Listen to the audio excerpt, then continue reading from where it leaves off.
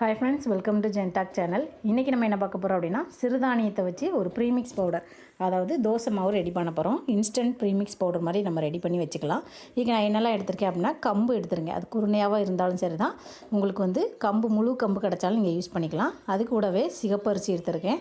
அதுக்கப்புறமா கோதுமை வந்து ரவையாக எடுத்துருங்க. கோதுமை ரவைன்னா எப்படி இருக்கும் அப்படின்னா, சின்ன சின்ன ரவை மாதிரி இருக்காது, பாதி பாதி கோதுமையாக இருக்கும். இது என்னது அப்படின்னா பாசிப்பருப்பு, அப்படி இல்லைன்னா பச்சைப்பயிறு சொல்லுவாங்க. எல்லாமே ஒரே குவான்டிட்டியில் எடுத்துருக்கேன். எல்லாமே ஒரு 1/2 கிலோ எடுத்திருக்கேன். அடுத்து இது என்னது அப்படின்னு பார்த்தீங்க அப்படின்னா, ஒரு பனி வரகு, வரகு அரிசிலேயே பனி வரகுன்னு தனியாக இருக்கும். அது ஒரு 1/2 கிலோ எடுத்திருக்கேன். இது அடுத்து லிட்டில் மில்லட். இது சாமை அரிசி. சாமை வரகு எல்லாமே ஒரே மாதிரி தான் இருக்கும். இது சாதாரண, இதுவும் ஒரு சாமை அரிசி. அதிலே 2 டைப் இருக்கும். ஒயிட் கலர்லேயும் இருக்கும், நமக்கு வந்து ஒரு எல்லோயிஷ் கலர்லேயும் இருந்து சாமை அரிசி இருக்கும். இது கருப்பு கவுனி அரிசி. கருப்பு கவுனி அரிசியும் மாப்பிள்ளை சம்பா அரிசியும் நான் எடுத்திருக்கேன் இன்றைக்கி. சிகப்பு அரிசி. இந்த 2 அரிசியுமே ரொம்ப சூப்பராக இருக்கும். இது எல்லாமே நான் எடுத்தாச்சு. வரகு, சாமை, உங்களுக்கு குதிரைவாளி கிடச்சா குதிரைவாளி யூஸ் பண்ணிக்கலாம். அதுக்கப்புறமா கேப்பை இருந்துச்சுன்னா எந்த சிறுதானியம் வேணுமோ எல்லாமே ஒரே அளவில் எடுத்துக்கோங்க.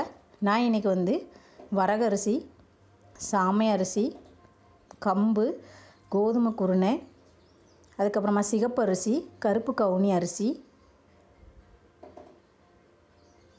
உளுந்து அதே அளவில் நான் எடுத்திருக்கேன். உளுந்து நம்ம கொஞ்சம் அதிகமாக சேர்த்தாலும் உங்களுக்கு தோசை நல்லா இருக்கும். அது கூடவே நான் வந்து பச்சைப்பயிறு எடுத்திருக்கேன் எக்ஸ்ட்ரா. உங்களுக்கு இது கூடவே கொண்டக்கடலை யூஸ் பண்ணணும் அப்படின்னாலும் நீங்கள் ஆட் பண்ணிக்கலாம். வெள்ளை அரிசி ஆட் பண்ணாமல் நம்ம என்ன செஞ்சுக்கலாம் அப்படின்னா, இந்த மில்லட்ஸ் மட்டுமே யூஸ் பண்ணிக்கலாம்.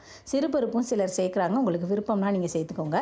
உங்களுக்கு எந்த சிறுதானியம் உங்களுக்கு ஒத்துக்குமோ அந்த சிறுதானியம் சேர்த்துக்கோங்க. நான் இன்றைக்கி கேப்பை சேர்க்கலை, அது போக குதிரைவாளியும் சேர்க்கலை. மீதி எல்லாமே நான் என்ன செஞ்சுருக்கேன் அப்படின்னா சேர்த்துருக்கேன். அதுக்கு பதிலாக நான் என்ன செஞ்சுருக்கேன் அப்படின்னா பச்சைப்பயிறு சேர்த்துருக்கேன். இதுக்கு வந்து ஒயிட் ரைஸ் யூஸ் பண்ணலாமா அப்படின்னு கேட்டால், உங்களுக்கு விருப்பம்னா நீங்கள் ஒயிட் ரைஸ் யூஸ் பண்ணலாம். அப்படி இல்லை, இன்னும் நம்ம கொஞ்சம் ஹெல்த்தியாக இருக்கணும் அப்படின்னு நினச்சிங்கன்னா நீங்கள் என்ன செஞ்சுக்கலாம் அப்படின்னா சிகப்பரிசி, மாப்பிள்ளை சம்பா அரிசி, இந்த மாதிரி அரிசி, கருப்பு கவுனி அரிசி, இது எல்லாமே நீங்கள் சேர்த்துக்கலாம். நான் இன்றைக்கி வந்து சிகப்பரிசியும் கருப்பு கவுனி அரிசியும் சேர்த்துக்கேன். ஃபஸ்ட்டு போட்டது சிகப்பரிசி. இது வந்து கொஞ்சம் நல்லா கருப்பு கவுனி அரிசி வந்து அதை விட கொஞ்சம் நல்லா இருக்கும். இந்த அரிசியெல்லாம் நம்ம டெய்லி குக் பண்ணி சாப்பிட முடியாது அப்படிங்கிறவங்க இந்த மாதிரி இன்ஸ்டன்ட் ப்ரீமிக்ஸ் பவுடர் மாதிரி ரெடி பண்ணி வச்சுக்கிட்டோம் அப்படின்னா டெய்லி சாப்பாட்டில் நம்ம வந்து இதை யூஸ் பண்ணிக்கலாம். எல்லாமே ஒரே அளவில் தான் சேர்த்துருக்கேன். 1/2 கிலோ சேர்த்துருக்கேன். எல்லாமே ஈவனாக சேர்த்துருக்கோம். அதே மாதிரி உளுந்தும் சேர்க்க போகிறோம். இது வந்து சாமை அரிசி. இதிலே நமக்கு வந்து வரகு அரிசியிலையுமே வரகு பச்சரிசி இருக்குது, வரகு சாதாரண அரிசி இருக்குது. அதே மாதிரி சாமை அரிசிலையுமே சாமை பச்சரிசி இருக்குது. சாதாரணமாக இருக்கிற அரிசி ஒரு எல்லோயிஷ் கலரில் இருக்கும். மற்ற அரிசி எல்லாமே பச்சரிசி அப்படின்னா கொஞ்சம் ஒயிட்டிஷ் கலரில் இருக்கும். இப்போ நம்ம கம்பு சேர்த்துக்கலாம். எல்லா அரிசியுமே நான் என்ன செஞ்சுக்கிறது அப்படின்னா ஒன்று ஒன்றா சேர்த்துக்கிறது.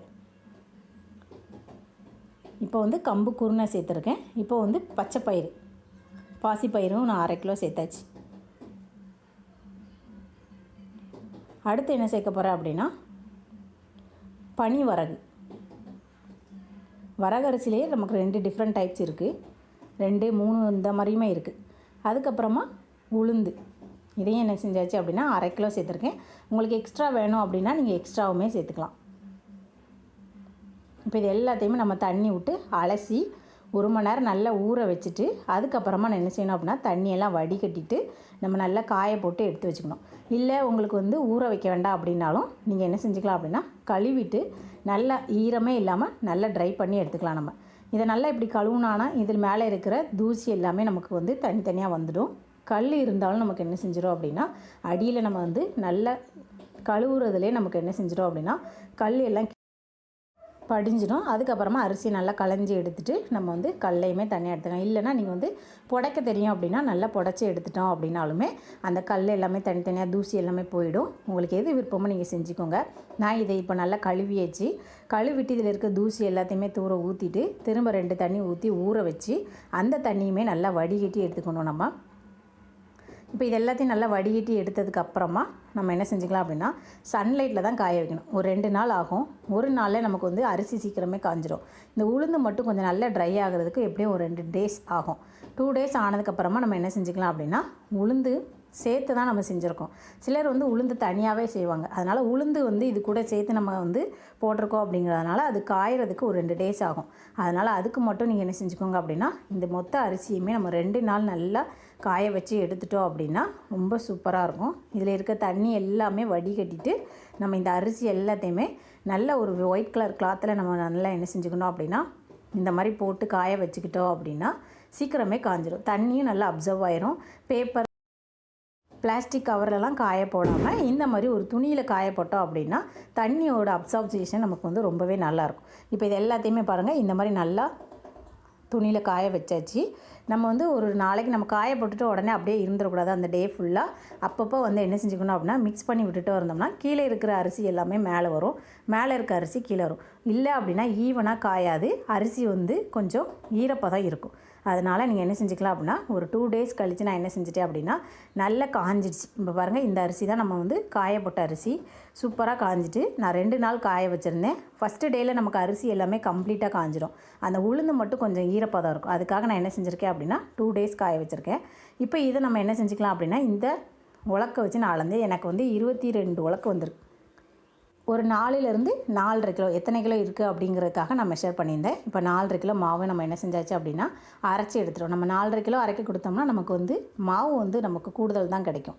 இப்போ இதை என்ன செஞ்சாச்சு அப்படின்னா அந்த அரைச்சிட்டு வந்த மாவையும் நான் என்ன செஞ்சுட்டேன் அப்படின்னா கீழே தட்டிட்டு நல்லா காய வச்சிடணும். அந்த ஹீட் எல்லாம் போனதுக்கப்புறமா ஒரு வாளியில் நீங்கள் இந்த மாதிரி ஸ்டோர் பண்ணி வச்சுக்கோங்க. இந்த மாவு வந்து வண்டு பிடிக்காமல் இருக்கிறதுக்கு ஸ்பைசஸ் ஏதாவது சேர்த்துக்கலாம். வத்தல் சேர்த்துக்கலாம், அப்படி இல்லைனா ஏலக்காய், கிராம்பு இந்த மாதிரி ஏதாவது ஒன்று சேர்த்து வச்சுட்டோம் அப்படின்னா சீக்கிரத்திலே நமக்கு என்ன செய்யாது அப்படின்னா அந்த பூச்சி வண்டு எதுவுமே வராது. இப்போ இதில் இருந்து நான் ஒரு 10 ஸ்பூன் எடுத்து என்ன செஞ்சுருக்கேன் அப்படின்னா தோசைக்கு நான் வந்து யூஸ் பண்ண போகிறேன். இந்த தோசைக்கு நம்ம யூஸ் பண்ணுறப்ப இன்ஸ்டண்ட்டாக யூஸ் பண்ணிக்கலாம். ஆனால் இதை ஊற வைக்கிறது எப்படியும் ஒரு 2 hours நம்ம என்ன செஞ்சுக்கணும் அப்படின்னா ஊற வச்சுக்கணும்.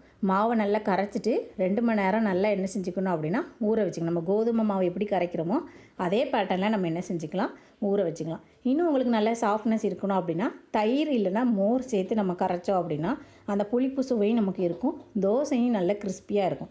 நான் இன்றைக்கி வந்து தயிர் எதுவுமே சேர்க்கலை. இன்ஸ்டண்ட்டாக நீங்கள் சுட போகிறீங்க, 2 மணி நேரத்துக்கு முன்னாடி ஊற வைக்கலை அப்படின்னா நீங்கள் தயிர் சேர்த்துக்கோங்க. அப்படி இல்லைன்னா நல்லா தண்ணியாக இருக்கிற மோர் சேர்த்து நல்லா என்ன செஞ்சுக்கோங்க அப்படின்னா மாவை கரைச்சி வச்சுக்கோங்க. நான் இன்றைக்கி வந்து இன்ஸ்டண்ட்டாக சுடலை, ஒரு 2லேருந்து 3 மணி நேரம் நல்லா ஊற வச்சிடணும். ரொம்ப நேரம் புளிக்க வச்சாலும் இந்த தோசை சிறுதானிய தோசை நமக்கு வராது. காலையில் மாவை கரைச்சிட்டு நைட்டு நம்ம வைக்கணும் அப்படின்னாலும் இந்த தோசை கண்டிப்பாக வராது. 2லேருந்து 3 மணி நேரம் நீங்கள் வச்சாலே நமக்கு வந்து தோசை சூப்பராக இருக்கும். மாவு கன்சிஸ்டன்சி நல்லா புளிச்சிருச்சு பாருங்கள். 2-3 மணி நேரம் கழித்து நம்ம கரைச்சி வச்ச பதத்துக்கும் இதுக்கும் நல்ல வித்தியாசம் இருக்கும். இப்போ இந்த மாவில் நான் என்ன செஞ்சுக்கிட்டேன் அப்படின்னா தோசை ஊற்றிக்கிறேன். இப்போது தோசைக்கெல்லாம் நம்ம என்ன செஞ்சுக்கலாம் அப்படின்னா தோசை ஊற்றிக்கலாம்.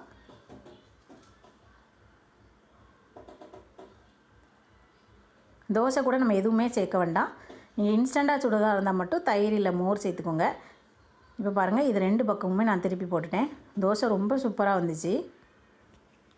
கோதுமை தோசையை விட நமக்கு வந்து நல்ல டேஸ்ட் இருக்கும், ஹெல்த்தியாகவும் இருக்கும். நம்ம சிறுதானியம் சேர்த்துருக்கோம், சிகப்பரிசி, அதுக்கப்புறமா கருப்பு கவுனி அரிசி சேர்த்துருக்கோம். அப்படிங்கிறனால இந்த தோசை வந்து உண்மையிலே ரொம்ப டேஸ்ட்டாக இருக்கும். இது வரைக்கும் இந்த மாதிரி இன்ஸ்டன்ட் ப்ரீமிக்ஸ் பவுடர் நீங்கள் இது வரைக்கும் ரெடி பண்ணலை மில்லட்ஸ் வச்சு அப்படின்னா நீங்கள் ட்ரை பண்ணி பாருங்கள்.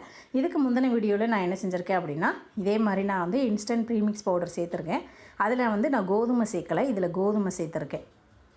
அதில் வந்து கொஞ்சம் டிஃப்ரெண்ட்டாக கொஞ்சம் எக்ஸ்ட்ராவும் நான் என்ன செஞ்சுருக்கேன் அப்படின்னா சிறுதானியங்கள் சேர்த்துருந்தேன்.